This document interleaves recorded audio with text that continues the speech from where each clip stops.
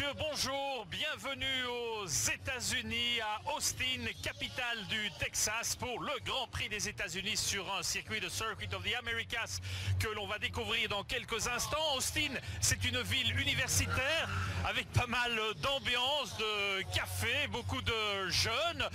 On parle bien sûr beaucoup des élections américaines, omniprésentes sur les écrans, mais quand ce ne sont pas les élections américaines, eh bien c'est le sport qui est omniprésent dans tous les cafés et bien sûr la musique.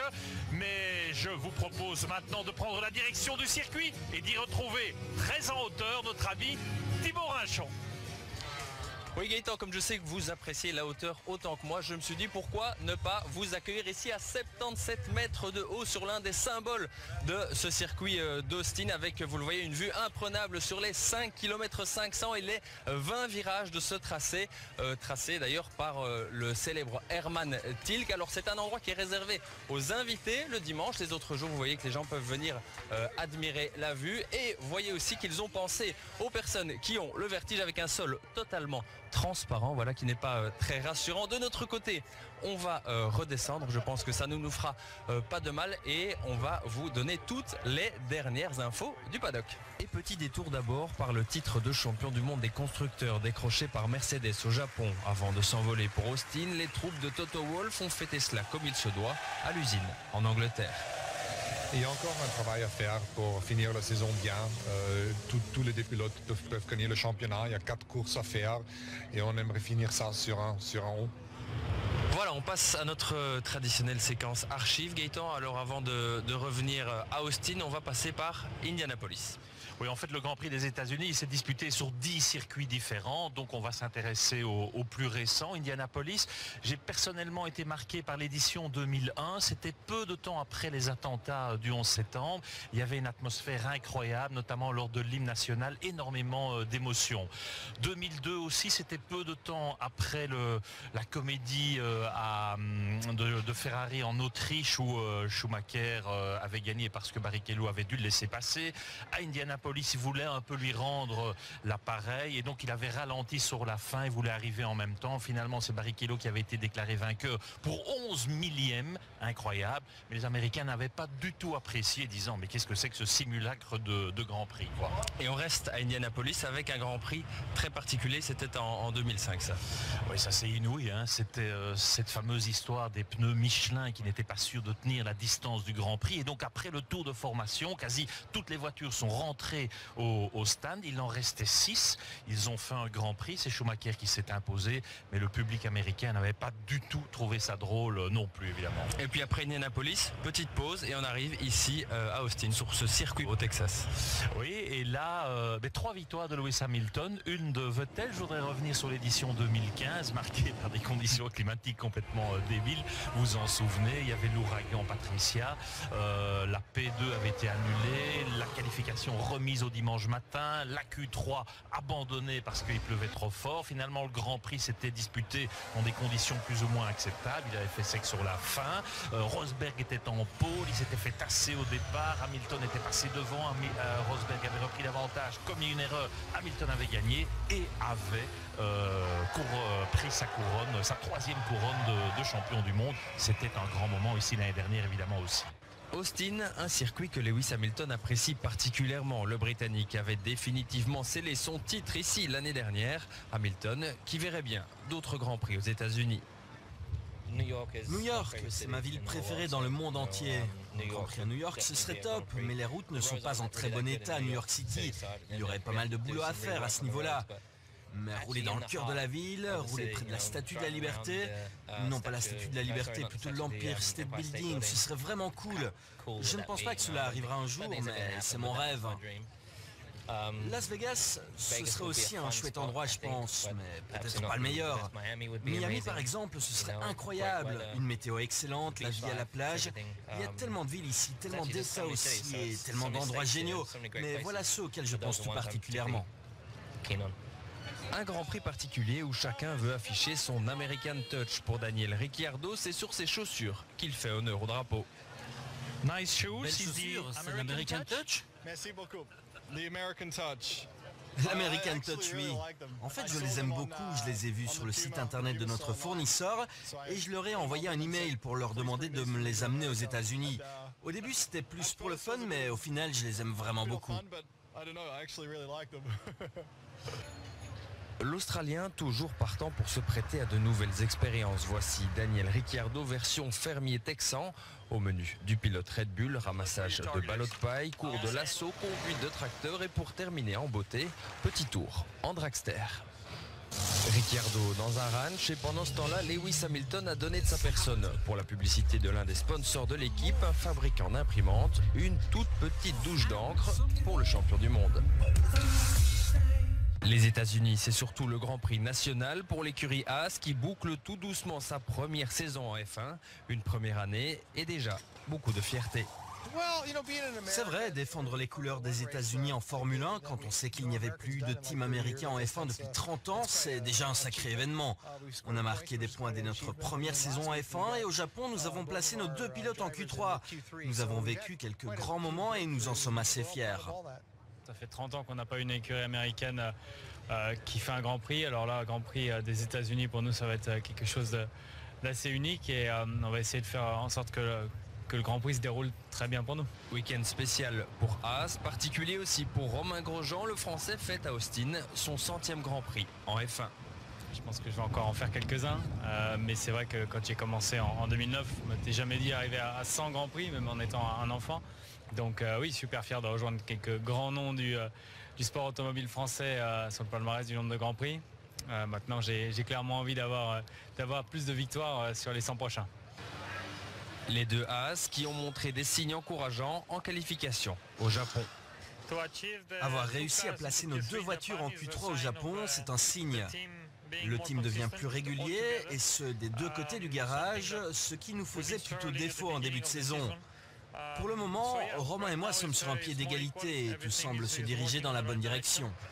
Pour la suite de votre émission Warm-Up, on se retrouve côté public, du côté de cette tribune qui donne sur ce premier virage si particulier. On a voulu s'intéresser aux supporters américains, ce qu'ils aiment dans la F1, la popularité de la Formule 1 aux États-Unis pour eux qui sont davantage habitués au NASCAR et à l'IndyCar. La technologie des voitures, leur vitesse, la vitesse à laquelle elles prennent leur virage, ce sont les voitures de course les plus cool de la planète. J'aime la vitesse des Formule 1 et du point de vue technique, ce sont les voitures de course les plus abouties. Aux États-Unis aussi, la course au titre bat son plein côté supporters. Hamilton, Rosberg, Hamilton, mais il y a aussi d'autres chouchous. Lewis Hamilton, Mercedes, mais je supporte aussi Haas, ils sont américains. Moi je suis plutôt fan de Nico et Mercedes c'est quelque chose, même si Ferrari reste une écurie de légende.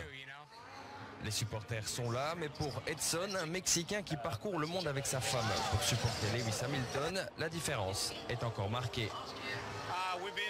Nous sommes allés au Japon, c'était il y a 2 semaines seulement. Et là-bas les fans sont complètement fous, ce n'est pas du tout la même chose qu'ici. Ici aux États-Unis, ils font du bon boulot, mais il y en a encore beaucoup qui les attend. La Formule 1 devient un peu plus populaire chaque année. Je le vois dans les tribunes maintenant que nous avons un circuit permanent. C'est tout simplement incroyable. Je pense que le timing était parfait. Les règlements sont assez complexes par rapport à d'autres sports aux États-Unis. Même dans le cadre du sport auto, ici aux États-Unis, tout est très simple, c'est facile à suivre. La F1 c'est bien plus complexe, il y a plus de choses auxquelles il faut porter attention. Mais les choses s'améliorent et l'arrivée d'un nouveau patron américain pour la F1 ne peut être que bénéfique. Oui, je l'espère. C'est le sport auto le plus sympa et j'aimerais voir plus de courses de F1 dans ce pays. On a beaucoup de chouettes circuits ici où la F1 pourrait se rendre. J'aimerais beaucoup voir un autre Grand Prix aux États-Unis. On parle de New York et du New Jersey. Si ça arrivait un jour, ce serait super pour les États-Unis, mais aussi pour ce sport. Rayon transfert, l'avenir n'est pas encore certain pour tout le monde, comme pour le Brésilien Felipe Nasser. Sauber, de son côté, n'a pas renoncé à la 10e place du championnat constructeur. L'écurie suisse qui évoluera l'année prochaine avec un moteur Ferrari 2016, mais le choix est assumé. J'apporte tout mon soutien à l'équipe au sujet de cette décision parce que je pense qu'on peut en tirer plus de la voiture si on se concentre plutôt sur l'aérodynamisme. Les modifications au niveau du règlement vont changer la donne au niveau du comportement de la voiture en piste. L'aéro va donc être extrêmement important. Il va falloir trouver plus d'appui sur la voiture. Et je pense que c'est quelque chose que nous avons délaissé depuis trop longtemps sur cette voiture. Ce sera donc une bonne chose de se concentrer là-dessus et je suis certain qu'on pourra en tirer plus de potentiel. À Austin, un départ au centre des discussions, celui de Nico Hülkenberg. Il quittera Force India pour Renault en 2017. L'Allemand a surpris beaucoup de monde, mais l'appel d'un constructeur officiel est difficile à refuser.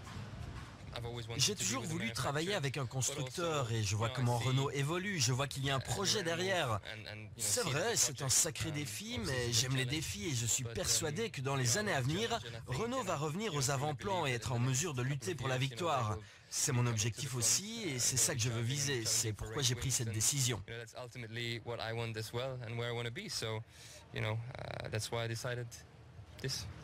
C'est assez marrant comme situation. Nico était votre plus grand défenseur pour essayer de vous voir rester sur Force India et maintenant il s'en va. Oui, et c'est peut-être pour ça d'ailleurs qu'il voulait tant que je reste ici, qui sait. Je lui souhaite le meilleur. Renault a engagé un super pilote et j'espère qu'il fera du très bon boulot chez eux. Chez Renault, Kevin Magnussen aux côtés d'Hülkenberg ou évincé. Point d'interrogation, le Danois veut en tout cas prouver que sa place est bien en Formule 1. Cela ne m'a jamais intéressé d'être au départ d'un Grand Prix juste pour faire le nombre et juste pour avoir l'honneur d'être un pilote de Formule 1. Je veux sentir qu'il y a du progrès et que je fais du chemin vers mon objectif absolu qui est de remporter le championnat du monde. J'ai le sentiment que Renault peut me permettre d'y arriver et c'est pourquoi je veux rester. J'espère que ce sera le cas, l'avenir nous le dira. Pas encore de confirmation non plus pour Valtteri Bottas chez Williams, mais le Finlandais n'a pas l'intention de partir. Qui n'aimerait pas rouler chez Williams? C'est super de faire partie de cette équipe et cela fait d'ailleurs près de 4 ans maintenant que nous travaillons ensemble et on va tout faire pour qu'il y en ait beaucoup d'autres. C'est vrai, il y a peut-être eu d'autres opportunités qui se sont présentées cette année, mais pour le moment, il n'y a aucune discussion avec Renault. On verra. Carlos Sainz a lui bel et bien un contrat chez Toro Rosso pour l'année prochaine, mais l'Espagnol veut une place chez Red Bull en 2018. Si ce n'est pas le cas, Sainz pourrait céder à l'appel du pied d'autres équipes. En attendant, la fin de saison de l'Espagnol est compliquée avec un moteur Ferrari dépassé. C'est vrai que c'est très frustrant, mais j'ai déjà été dans des situations bien plus frustrantes que ça. Je suis un pilote de Formule 1 avec un contrat pour l'année prochaine, avec l'intérêt d'autres équipes. Mais c'est vrai que les 4 dernières courses ont été frustrantes parce que je veux être compétitif, j'aimerais gagner ou au moins me battre pour être dans les points, ce qui n'est pas possible pour le moment. Je suis donc frustré mais heureux. Heureux parce que je suis en F1, je n'ai que 22 ans, je roule dans une F1 quasiment chaque week-end et je prends du plaisir à chaque week-end de course. Baquet 2017 assuré pour Carlos Sainz, contrat re-signé pour Daniil Kvyat dans l'autre Toro Rosso. Une nouvelle confirmée samedi dans le paddock d'Austin. Pour McLaren, la situation est on ne peut plus claire depuis le Grand Prix d'Italie. Stoffel Vandoorne aux côtés de Fernando Alonso, mais il n'est pas encore temps pour l'Espagnol de préparer sa collaboration avec notre compatriote. Non, parce que cela fait déjà 3 ans que Stoffel fait partie de l'équipe. On ne parle donc pas encore en détail de comment cela va se passer l'an prochain ou de comment on va se répartir le travail, etc. C'est juste la suite d'une très bonne collaboration. Il était encore la semaine passée aux journées de tournage télé avec l'équipe. Il est là sur tous les grands prix, il s'entraîne avec nous dans le simulateur. Je ne le vois donc pas comme un nouveau venu qui intègre l'équipe.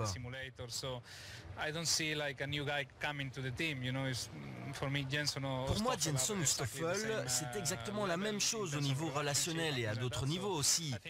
De ce point de vue, c'est donc une bonne chose de l'avoir à mes côtés et l'an prochain, on va essayer d'aider le team à devenir plus compétitif. On va aussi essayer de travailler très dur cet hiver parce que les journées d'essai sont très limitées avant la première course de la saison. Il y a aussi de gros changements au niveau de la réglementation. On a donc besoin d'un maximum de professionnalisme et de discipline lors des premiers mois de 2017. On se retrouve sur cette piste d'Austin avec cette montée juste après le départ, donc un départ très spécifique et vous voyez que les pilotes font le tour du circuit. On va demander à Max Verstappen un petit mot. Max, Max, est-ce que vous pouvez nous décrire un peu ce départ très particulier ? C'est vrai que c'est un départ assez particulier. En premier lieu, tu peux freiner beaucoup plus tard. Ce qui est difficile, c'est que tu ne vois pas le point de corde du virage. Il faut un peu le deviner quand tu arrives. Qu'est-ce qu'il y a de si spécifique dans un départ comme celui-ci ?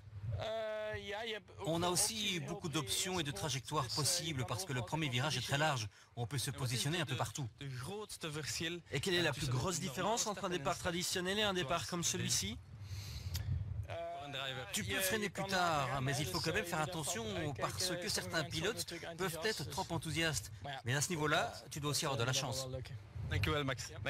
Voilà, on va laisser Max Verstappen terminer son tour et nous on va passer à la suite des news de warm-up.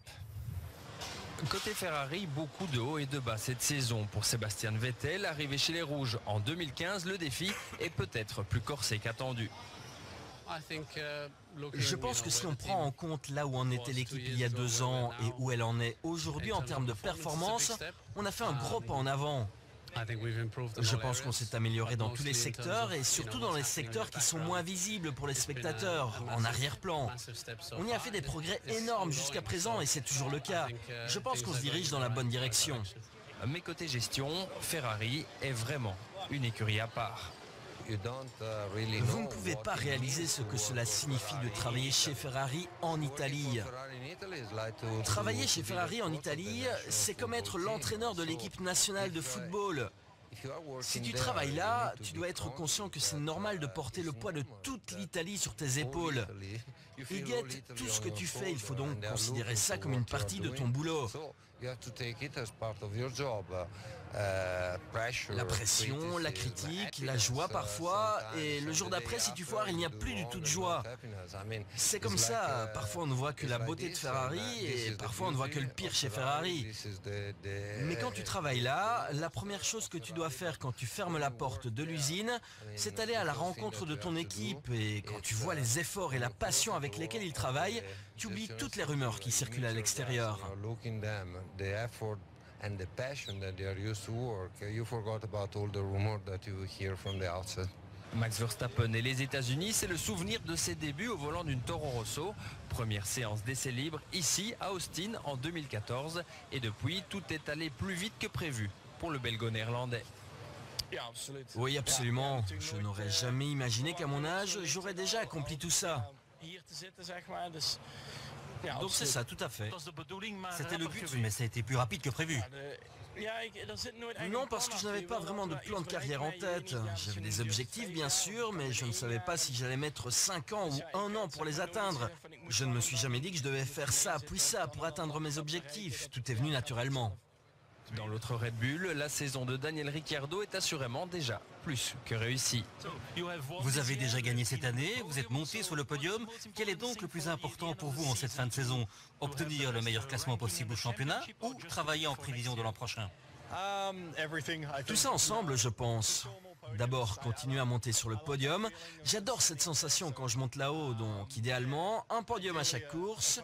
La 3e place, c'est déjà bien, si on considère que les Mercedes terminent aux 1ère et 2e places vu qu'elles en ont le potentiel. Et finir 3e du championnat, ce serait aussi un bel accomplissement de rester à cette place. C'est donc aussi un objectif.